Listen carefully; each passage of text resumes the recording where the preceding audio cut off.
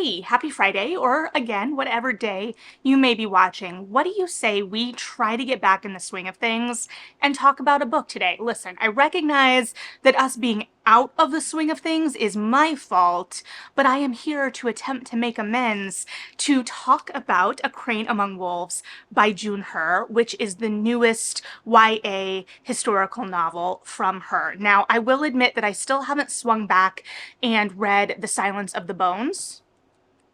Yes, of the bones. No, just of Bones, The Silence of Bones. But we've talked about both The Forest of Stolen Girls and The Red Palace on this channel, and in my anticipated video for the month that this book came out that I have already forgotten, I made the claim that I think June Her is one of our most exciting voices in YA historical, in the YA history space right now, and I stand by that. This book is very, very interesting in that I think it is kind of a mix of both of the previous novels we've talked about here in some ways, and it's again a standalone. While I wouldn't begrudge a series from her, I will read anything she gives me, and I think a new novel actually has been announced recently, but I forget if it's adult or YA. I'm gonna read it regardless, but I do appreciate that we have at least these three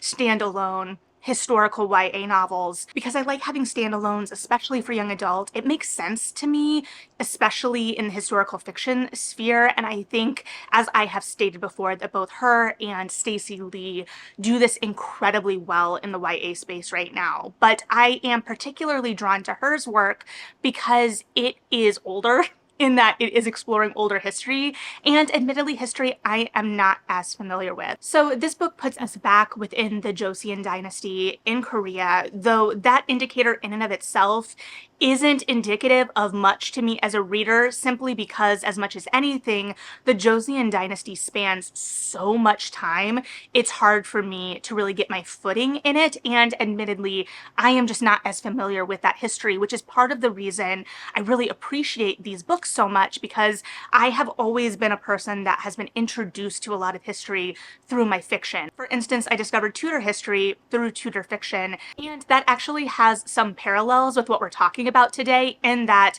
this book is set in 1506, so it is in a similar time to King Henry VIII, and there are some thematic overlaps in terms of this book is exploring a tyrant, a king who has kind of overreaching power and unquestioned power, and how that is bringing pain to the people. And this tyrant is an active character within the context of the book, but in a much different way than the more complicated ruler that we experienced in the Red Palace, but is still the main antagonist and connector in some ways of both of our protagonists in this book, Izul and Dayoung, who are both POV characters in this book, which is notable because even The Red Palace, which did have a romantic subplot, didn't have dual POV. So in this book, we have first person present in Izul's point of view, and we have third person past in Taeyoung's point of view. And this really balances well. Now, admittedly, Dayoung doesn't get as much page space as Izul, and apologies for my kind of fluctuating consonants in my pronunciation, but he is a lot of context for the political machinations that are going on, because the conceit of this novel is that Izul's sister has been stolen by the king and is being kept in the palace, like so many women have been stolen from their homes to be a part of the king's court. And there is, of course, a lot more to that that is explored in the book. It could have been pushed further, but it's hard to, because it is packed full of so much trauma and sorrow. And so throughout the book, there is an attempt to really balance the weight of the actions of this tyrant and of this king, and to make us feel that, but to not feel helpless in it, especially in that we have these two characters that are actively fighting back. Now, Izul is attempting to kind of break her sister free, and she goes in very naively, especially because she feels that her sister's capture is on her, is her fault, because they had gotten in an argument that put her sister in the direct path of the king as his kind of court was coming by, and then she was taken. And so Azul sees this as a kind of recompense in some ways, as well as getting her sister back, who is in many ways her only remaining family. She does still have some family, but their parents are gone. And so she is on the kind of quest to save her sister. Now, this sounds great in theory, but when you're going up against someone with this much power, and the way that the whole system kind of supports this abuse of power within the context of our given circumstances at the start of the book, it feels like a kind of naive quest in some ways. It feels like Azul doesn't know exactly what she is getting herself into because she doesn't. Now, on the other side of this, we have Taeyang, who is technically a part of the king's court, and he is a half-brother to the king, and he is walking a very fine line because there is a lot of abuse in that relationship. The king has forced him to do some really horrific things, and he has closed himself off in a lot of ways, but at the same time, there is this kind of percolating rebellion in him. And all of this is kind of exacerbated by the fact that there is essentially a serial killer on the loose. And so with all of this, you see the kind of combination of a lot of the pieces that existed in the last two her books kind of combined in a new and fresh way that is still reminiscent of the stories that I have started to get used to hearing from her, in terms of especially these complicated, interesting, flawed female protagonists, and the way that the patriarchal power structure of whatever period the novel is set in, because they are vastly different time periods but are playing on similar themes, the way that that kind of impacts our protagonist's life. And at the same time, we have this like extra little mystery element, and usually a serial killer or a murderer of some kind is involved in that piece. But here, we've got it in a different way, kind of tied to the politics. It was very much intrinsically linked to the politics of the Red Palace, of course, in that it was suspected that the prince may have actually been the killer in question in that book. But here we have a killer who is actively sending messages to the king. And you would think that that is almost like a more murderous Robin Hood-esque figure in terms of speaking up against the tyranny, but there is a lot of danger within that. However, it does give Azul a kind of in terms of saving her sister, because there is a prize attached to catching this murderer and presenting him to the king, and this idea that you can be granted something from the king, a favor of some kind, if you are the one to turn in this individual. And so Azul believes that if she catches this culprit, she can win her sister's freedom, which she is called on the naivete of that as well by a couple of people that she meets in the small village that she is kind of settled in at, essentially an inn, where she is helping with tasks around the inn to kind of pay for her room and board after she was robbed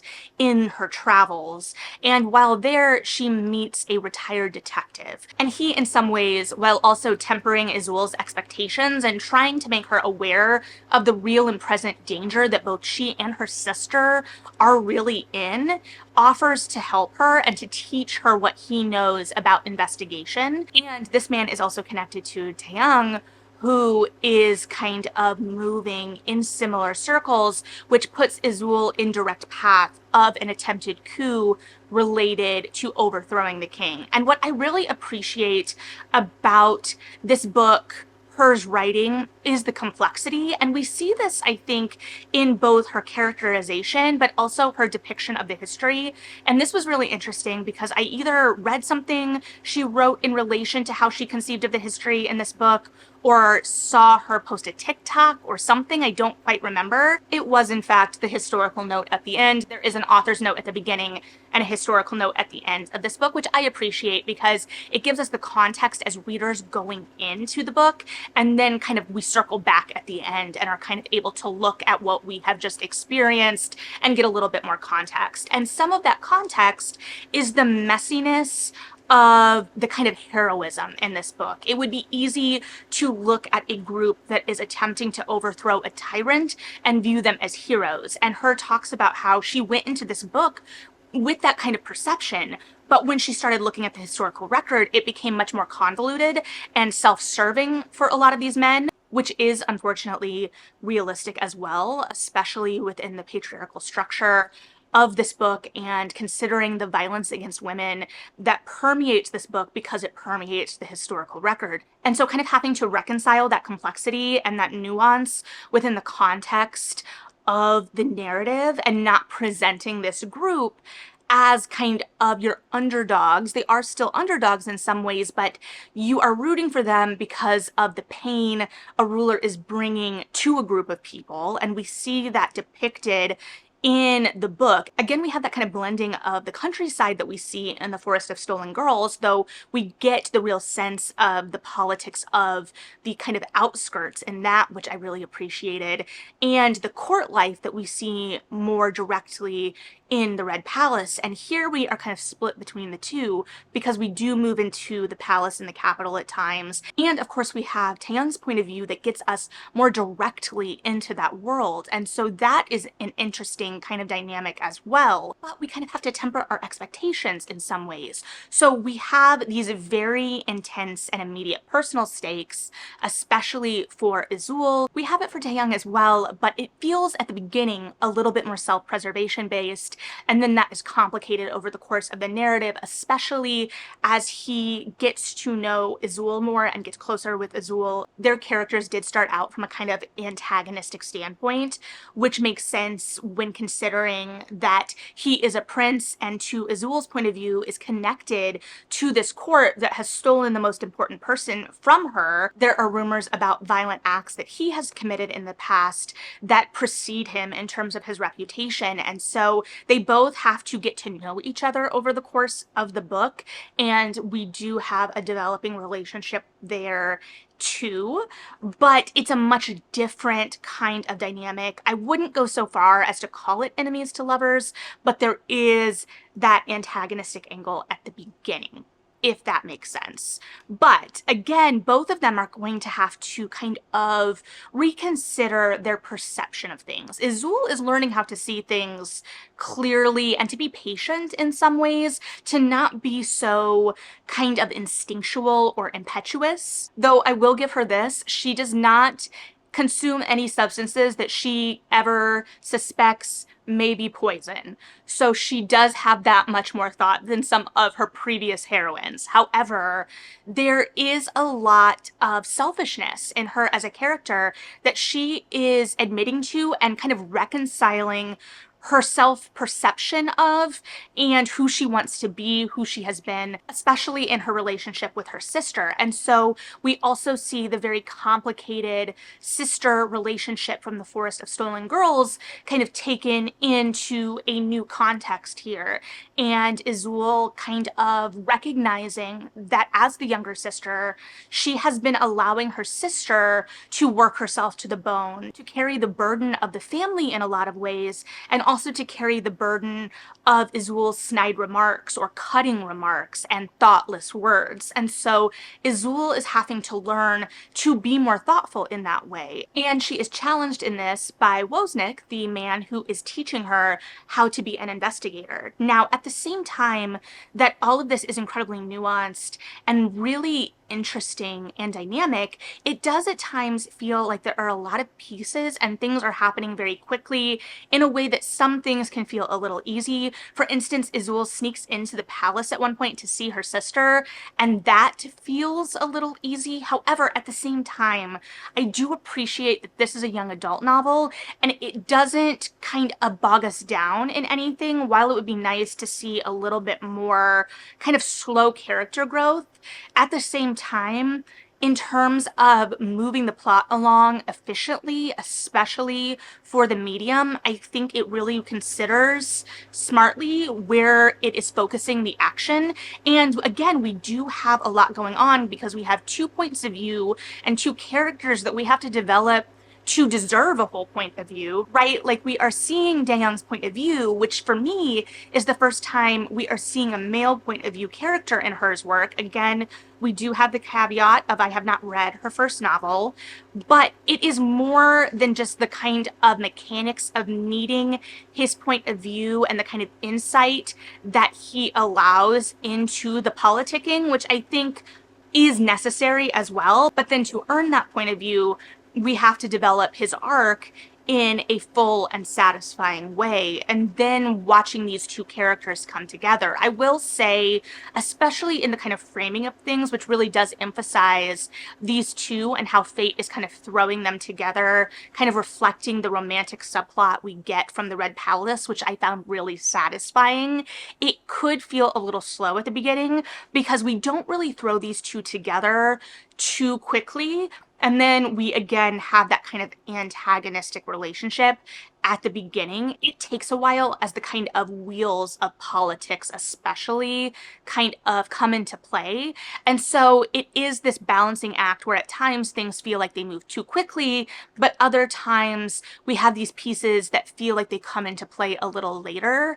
So that is something to be aware of. There were times that I questioned the pacing in that a little bit, but I ultimately do think Her really told the story in the most efficient way for the story she was telling, so it makes sense.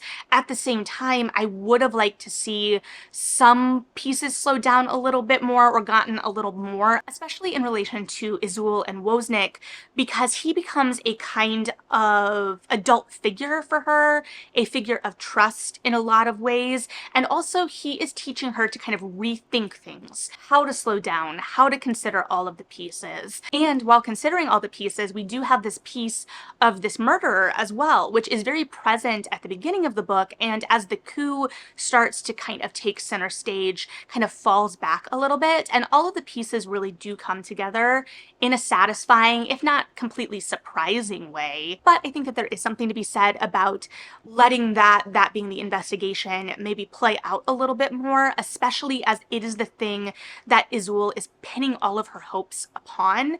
And so when that is kind of upset and the coup comes into play, it feels more like kind of a shakeup, and Izul's kind of perspective in life really is shaken up by the way she sees the world changing. And again, circling back to the complexity of these rebels, essentially, and how their motivations may be more selfish than heroic, but at the end of the day would still topple a tyrant. But also, does the toppling of a tyrant really change life for those most vulnerable at the end of the day really comes into question as well.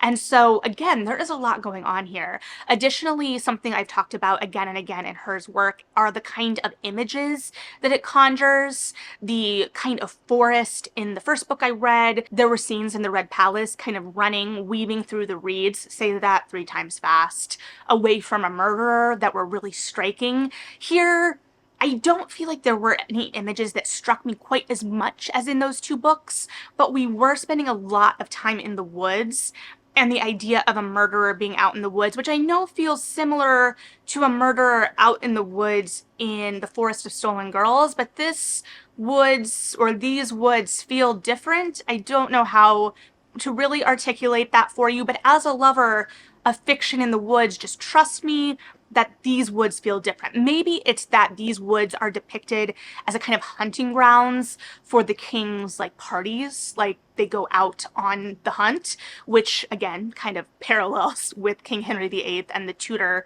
kind of history in a lot of ways. But at the same time, again, regardless of like those momentary, really specific moments, Her draws the history and this historical period in a way that, as someone stepping into it for the first time, feels fully formed. And especially here, where we've got a lot more locations, it feels like, than we've had in previous books, that is a feat. And again, I really appreciate, especially in this book, as I'm sure there are many more things that we could dig into more minutely what I really appreciate is the complexity here and the shades of gray from both the kind of given circumstances, the world, the kind of conception of this rebellion, but also most importantly in our characters. And I think for me, especially the female protagonists that her has been drawing in these books I've read from her are particularly compelling because they are allowed to be flawed, and especially for the young adult audience in this kind of moment of coming into your own and discovering who you are. Watching these characters discover that amidst heightened circumstances, these historical settings, but also recognizing and watching them kind of grapple with the parts of them that they may not like, or their actions or words that may have caused pain or harm to people they love, or just recognizing how they impact the world in that way, right? Like the cause and effect, but also starting to see themselves amidst the bigger picture. So we're watching, especially here, Izul kind of come into her own and move out of this kind of state of selfishness, which is a relatable exploration, and I like the honesty of it in its depiction. But while not everyone grows out of it, I think it is particularly interesting and poignant to position it at this time of life, at this kind of developmental milestone, because we are looking in young adulthood, especially at the age range that YA is aimed at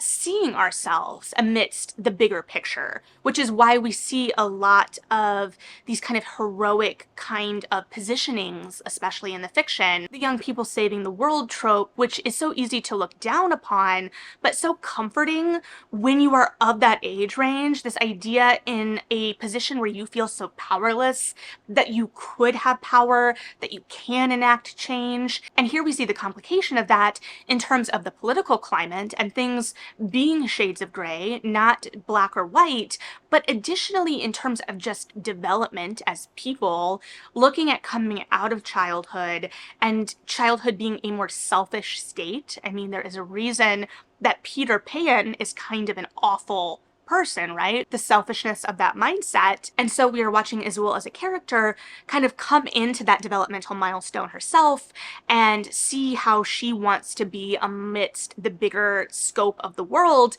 And we are also seeing the corruption of that inherently selfish mindset. We're seeing that in the king. We're seeing that in a lot of the leaders of the coup.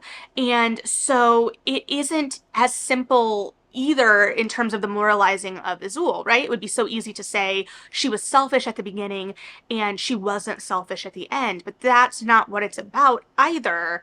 And so this whole book kind of really explores those shades of gray in a lot of ways. So yeah, this book offers lots to think about as usual. It serves as a very successful standalone, but I also really love contextualizing it within June Her's other work and kind of seeing the kind of common thematic elements that are coming out, or some of the callbacks or kind of ties that thread it to other stories that we've had. But again, I do love that even amidst that, these books are their own thing. And I did just look up the upcoming book that was announced, which doesn't come out until 2026. So let's try to kind of contain our excitement at a reasonable pace. But while it is not a young adult historical fiction, it is a historical romance retelling of Jane Austen in the Joseon dynasty. And while I sometimes can go through Austen retelling fatigue,